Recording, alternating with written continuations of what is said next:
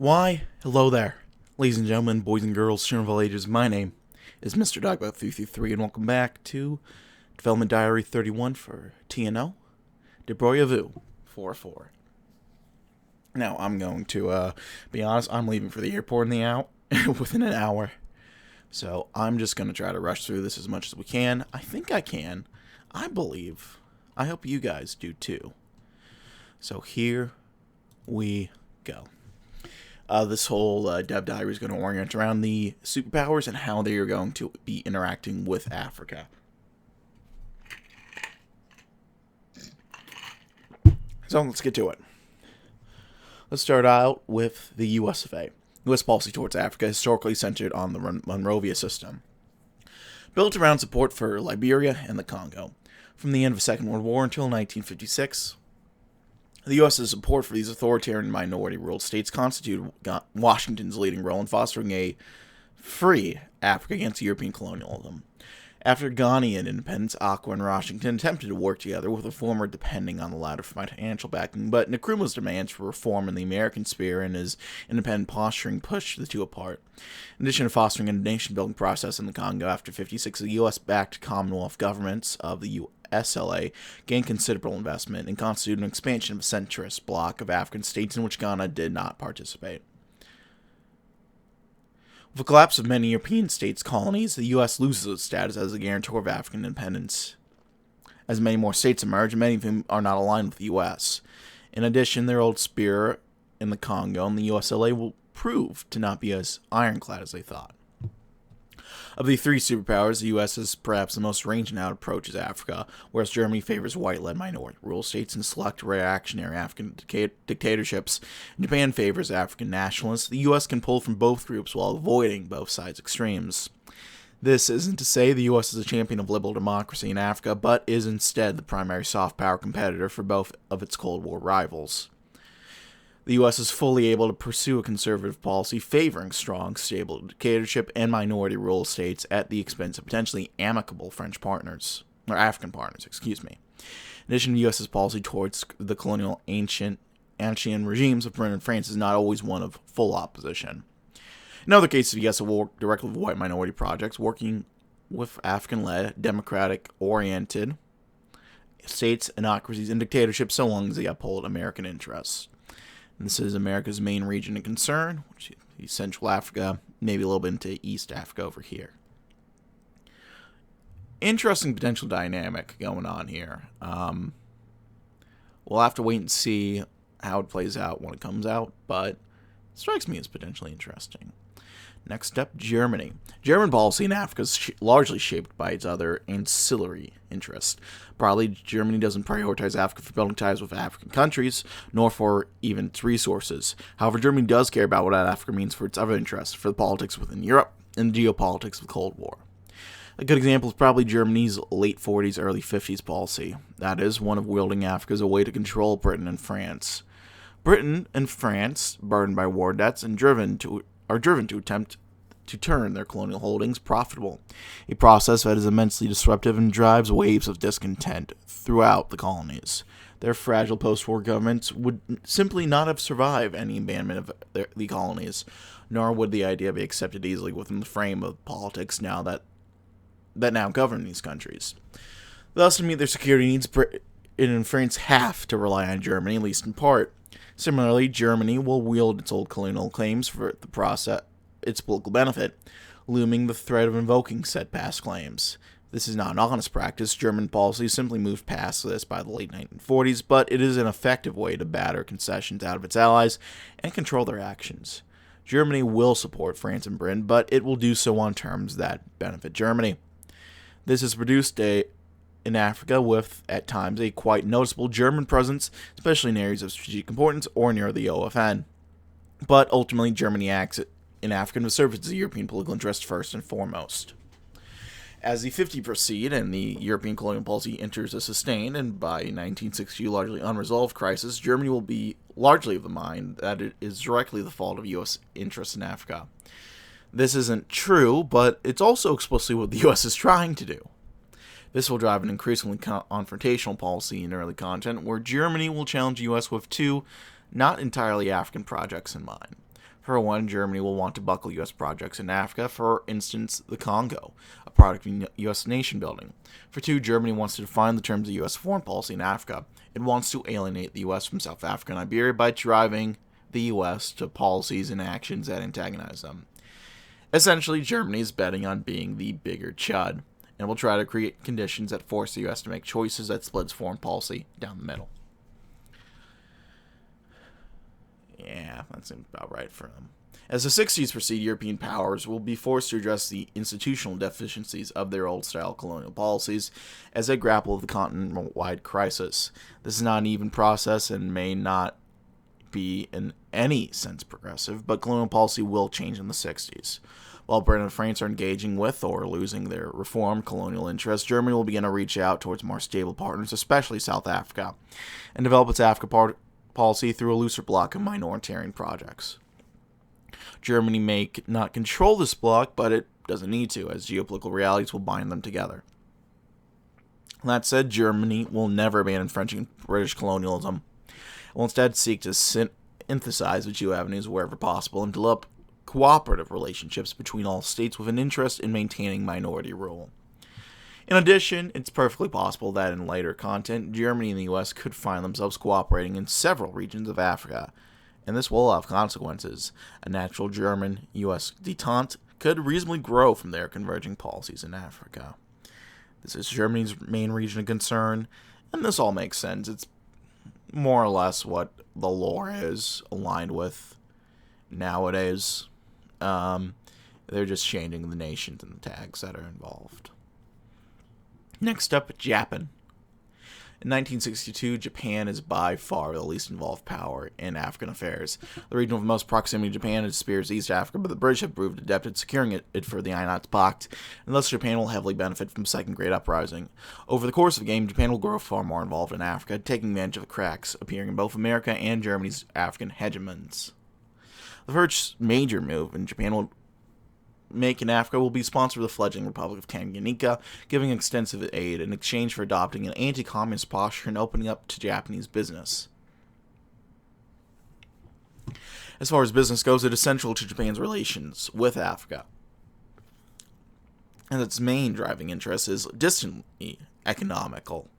It seeks market expansion to release steam within the CPS's economy throughout Africa, and to a lesser degree to diversify its resource economy.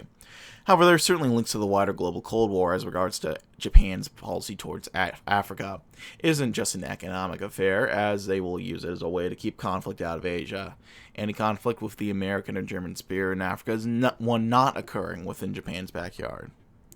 Japan does not actively seek African states for entry into the CPS, but will instead seek to build a loose block of associated states which are economically available to Japan and amenable to Japan's diplomatic hegemony. Particularly Tanganyika's spear is central to his effort, but other spears will also play a key role, and those spears may well find themselves at odds with each other in the future, creating another challenge for Japan to deal with. Japanese rhetoric in Africa will vary depending on the target, creating a highly inconsistent reputation politically.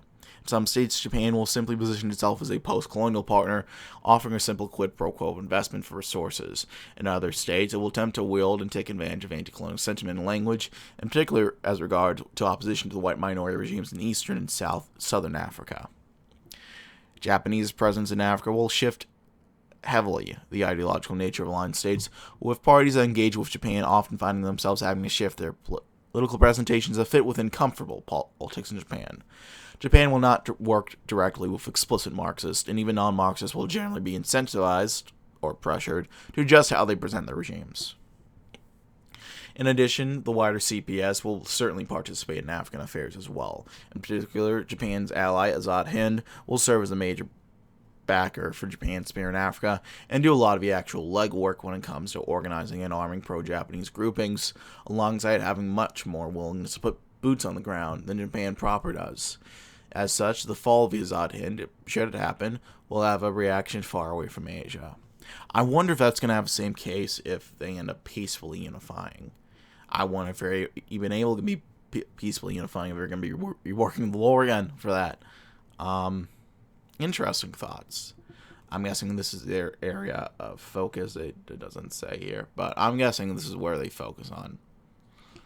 Japan does, rather. All interesting stuff coming into it.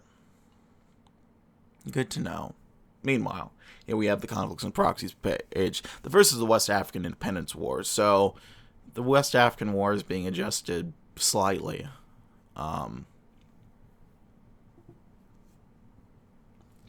Here we go.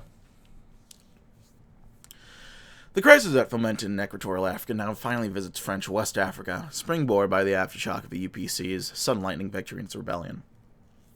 The weakness of a colonial state will be laid bare by these initial sparks of fury, and within weeks, dissidents will go from rural backwaters and broken strikers to presenting a direct and clear threat in many of the most important corridors of French West Africa. For Germany, there is no expectation of preserving the whole mass. Instead, the goal is to refocus. Preserve control of regions for exactly as it takes. As long as it takes, I assume they mean there, to tear all of the infrastructure out of them. Empty depots, take or dispose of machines, strip wires, burn buildings. Denial is the name of the game, and Germany and France are both in it to win. Naval access is a concern, however, and Germany must spend opportunities in the hope of expanding its access to gain more opportunities. The system is a balance of risk and reward, where the act of moving units or infrastructure or losing nodes takes time as it physically traverses the map. Move your units from node to node, gradually conceding ground as you have looted it bare. Transferring units and infrastructure takes time and is a meaningful consideration with the mechanic. The more you loot, the greater the benefit to Germany and France, boosting not simply their economy, but possibly pushing France into a more reliant position towards Germany. Or the exact opposite, should the wealth of West Africa be left for its rebels. So, Tino is again making a minigame that should probably just arguably be in its own game. This does seem interesting, don't get me wrong. I just wonder how they're going to code it and how it will end up playing out within the Africa or the Germany content. So here's how the Cold War can play out in different places. This is a potential decolonization. Interesting. Here are the potential factions that could pop up. Some Mauritania's independent, same for Togo. We have a Union of African states, which appears to be Ghana's. We have Liberia, which is neutral. We have the Mali Federation, its own faction. And a lot of INOTs packed in all of these protectorates. Dahomey, Niger, Air, Ada, Ivory Coast, and Sierra Leone. The West African Cold War isn't a proxy, but instead a regional mechanical conflict that occurs between Ghana and France chiefly, although it will frequently involve other parties and will nigh always be on the other grounds in a direct confrontation.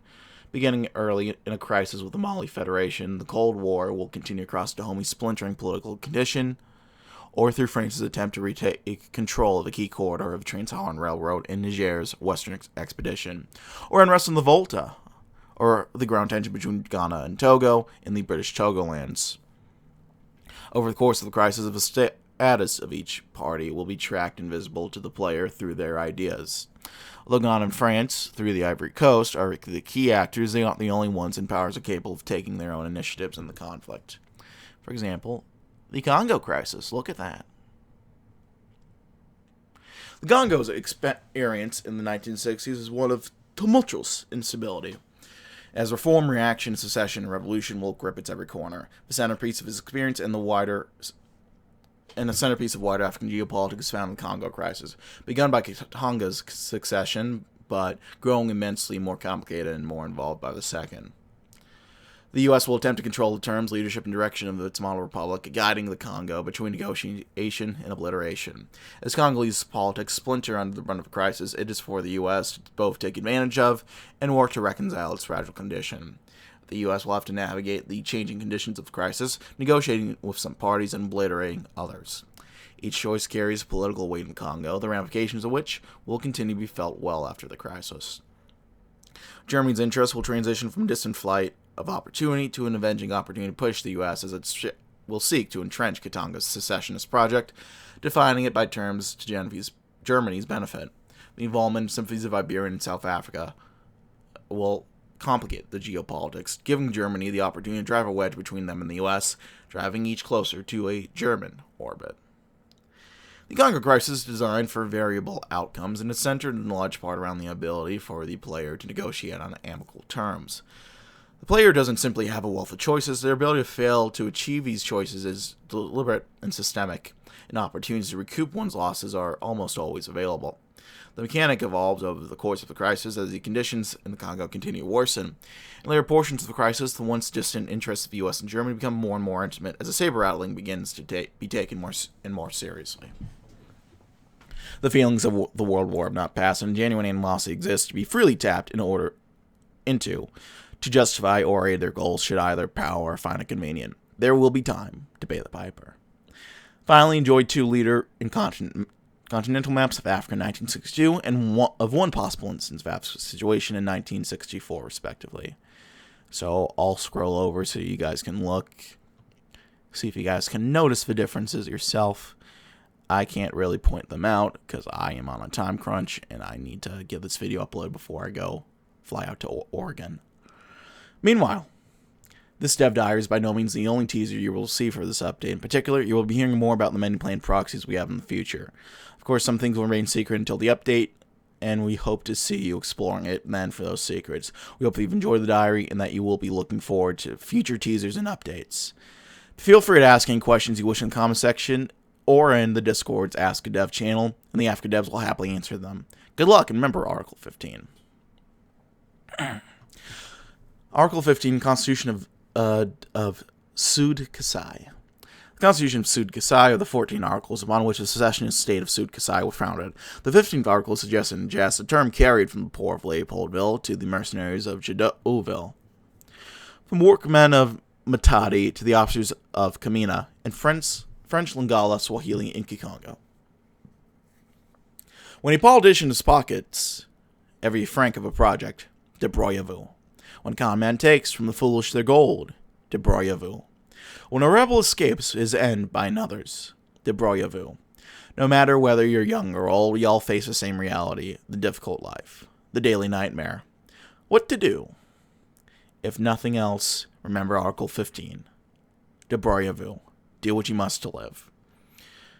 I mean, this all seems interesting enough. This comment got me. That's Gore, my comfort colonial empires. Part of me is a little nervous about how long this is going to take for future updates. And I mean, to be clear, I don't want to give the devs too much crap over this. They're free. This is a free project. They're doing things how they want. That's totally okay. But TNO already has a deficit of new content. A lot of the recent stuff has been reworks. So I would just like to see them push out some new content. Because I feel like at this point they're more concerned with getting the lore exactly right instead of just putting out new content. Now again, they don't get paid for this. They can do whatever they want. I just have my own concerns as a, not even concerns, just I want more content. So I'm curious to see when this will drop. When it drops, whenever it does, I'd like to mess around with it. I don't know if we're getting focus trees, which is, again, another issue of mine. I've heard mixed things, like things in here that imply that Ghana might be getting a focus tree when this comes out. Same with, maybe not the same with South Africa, but South Africa would make a lot of sense. Tanganyika as well. I think these three would be interesting focal points to play around in Africa, and I'd very much like to see that. But we'll just have to wait and see. And I am going to wait and see on my lovely vacation to see my friend get married. So I'm going to leave things there. Thanks to everyone for watching. Got some decent feedback coming around. I got some on the TNO Discord messaging me. I think it was Big Boss. If you're watching this, hello. How you doing? Hope you're doing well. Here's your fucking part. You can stop asking now. I just a little, of course. You know the deal by now. Like, if you like, dislike, if you didn't, leave in comments, feedback down in the comment section below. And we will be back whenever the next dev diary is, which is coming out sooner than I may have thought it was. We'll see when this drops, what we'll do. And yeah, I'm going to leave things there. Thanks for watching, gang. My name has been Mr. Dogboat333. I thank you for watching, and I will see you all next time. Bye-bye now.